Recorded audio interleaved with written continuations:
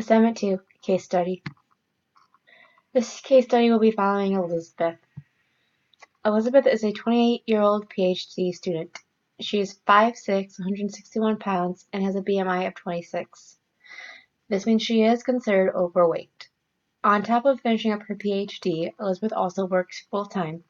Because of this, she does not have a lot of time allotted for meal planning and prepping, so her meals will consist of quick meals and snacks.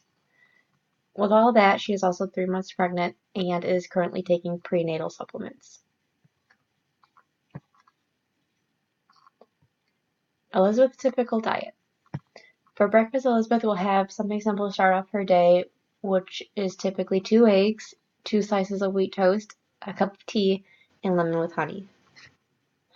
After that, at work, for lunch, she usually packs something along the lines of some crackers, soup that can be easily cooked in a microwave, diet ginger ale, and for a snack throughout the day and part of her lunch, she will have blueberries. Typically for dinner, she will have grilled chicken, medium french fries, and iced tea from some form of fast food establishment. Recently, Elizabeth has been experiencing nausea, vomiting, fatigue, headaches, and insomnia. These are all very common signs that are associated with pregnancy. Even though those are common, she has gone to see her doctor, and her doctor suggested the following treatment. To go see a chiropractor for light manual treatments, she is to go 3 times in 2 weeks, and if she does not see any improvement in her symptoms, she was told to come back in a month. On top of that, she was given approved painkillers for her headaches. A month's gone by, and her symptoms were not completely alleviated, though some were. She is still experiencing nausea, vomiting, and fatigue.